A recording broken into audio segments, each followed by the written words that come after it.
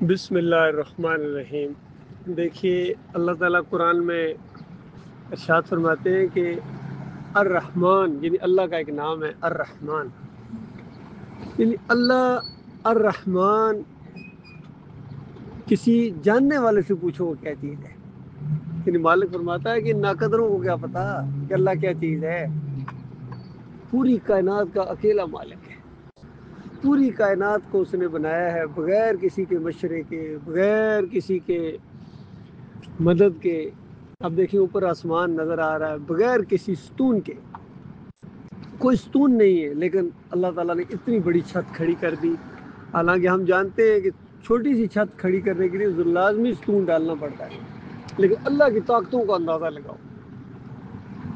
اس نے ہمیں تھوڑی دیر کے لیے یہ وقت دیا ہے کہ دیکھو یہ تھوڑی دیر کے لیے مجھے اپنا اکیلا معبود مان لو، اس کے بعد دیکھو ہوتا کیا ہے۔ اور امتحان سمجھ لو یقین کا ہے کہ کون اللہ کی بات پر یقین کرتا ہے اور کون اللہ کی بات پر اعتماد نہیں کرتا ہے، کون دنیا کا بندہ ہے اور کون آخرت کا چاہنے والا ہے۔ دیکھو دنیا میں سب کوششیں کر رہے ہیں، جنگیں بھی ہو رہی ہیں، لڑائیاں بھی آپ دیکھیں ہو رہی ہیں، ملکوں کے لیے اپنی قوموں کے لیے لوگ لڑتے ہیں، بڑی بڑی قربانیاں دیتے ہیں۔ ابھی دیکھیں یوکرین کی جنگ ہو رہی ہے، وہاں رشیا کی جنگ ہو رہی ہے، دونوں طرف لوگ قربانیاں دے رہے ہیں، مر رہے ہیں، جان لگا رہے ہیں، لیکن مسئلہ یہ ہے کہ مرنے کے بعد وہ کدھر جا رہے ہیں، کیونکہ عقیدہ ٹھیک نہیں ہے۔ یہ جنگ اللہ کے لیے نہیں ہے، یہ جنگ زمین کے لیے ہے۔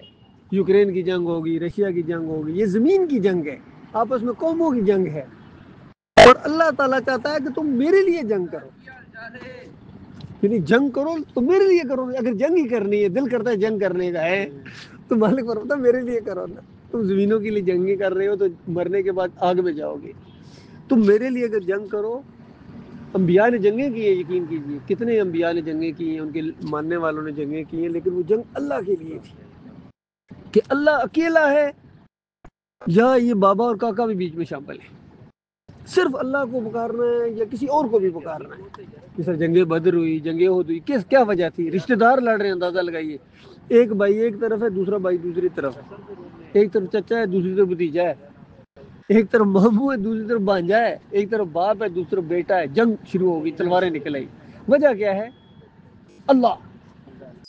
اب اللہ کا معاملہ ہے جی، اب اللہ کے سامنے جھکنا ہے۔ اب ابراہیم علیہ السلام کے سامنے نہیں جھکنا ہے، اسماعیل علیہ السلام کو نہیں مدد کے لیے پکارنا ہے، لات منات ہبل کو نہیں پکارنا، جو پکارے گا وہ کافر مشرک ہے، چاہے باپ ہی کیوں نہیں، چاہے بھائی کوئی نہیں ہے۔ پہلے دوست تھا، بچپن کا لنگوٹیا یار تھا، نہیں معلوم تھا، اب پتہ چل گیا، اب جگری دوست ہے وہ لات منات ہبل کو پکار رہا ہے، تو اب جنگ شروع ہوگی، نازل اس مسئلے پر لڑائی شروع ہو گئی۔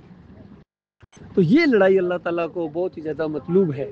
ابھی دیکھیں ہماری انڈیا پاکستان کی جنگ ہوتی ہے، وہ مورتی کا پجاری ہے، یہ قبر کا پجاری ہے، وہ مورتی کے سامنے جھکتا ہے، وہاں جا کے بھجن گاتا ہے، اور یہ اپنے معبودوں کے سامنے جاتا ہے اور وہاں قوالیاں گاتا ہے، نعتیں گاتا ہے۔ السلام علیکم۔ وہ وہاں نظر و نیاز کرتا ہے، اس کو پرشاد کہتا ہے، اور یہ یہاں نظر و نیاز کرتا ہے، اس کو بابا کی نیاز کہتا ہے۔ وہ وہاں پھول چڑھاتا ہے، یہ بھی پھول اور چادریں چڑھاتا ہے۔ وہ وہاں ماتھا ٹیکتا ہے، کہتا ہے ڈنڈوت کی مہاراج کی ڈنڈوت کی میں نے، ماتھا ٹیکتا ہے نیچے، سجدے کی طرح کرتا ہے مہاراج کے سامنے، اپنے مورتی کے سامنے۔ ہاں، یہ بھی جاتا ہے اپنے مزار کے سامنے، قبر کے سامنے، پیر کے سامنے سجدہ کرتا ہے، اور اس کو ڈنڈوت نہیں کہتا ہے، اس کو کہتا ہے سجدہ تعظیمی کیا میں نے، سجدہ تعظیمی لے کے آ گیا۔ بات وہی کی ہے اس نے، لیکن اس کے الفاظ بدلی کر کے اس نے اللہ کو فراڈ کرنے کی کوشش کی ہے، لیکن اللہ کو فراڈ کرنا ممکن نہیں ہے۔ اور اللہ کا مطالبہ یہ ہے کہ دیکھو تم میرے بندے بن جاؤ، اور جس طرح میں تمہیں بتاتا ہوں اس طرح زندگی بسر کرو، بہن بھائیوں کا خیال رکھو، ماں باپ کی خدمت ہے، پڑوسیوں کا خیال رکھنا ہے، نظر کی حفاظت کرنی ہے، حلال اور حرام کا رکھنا ہے، غریبوں مسکینوں کا خیال رکھنا ہے، ان کا حق نہیں مارنا ہے۔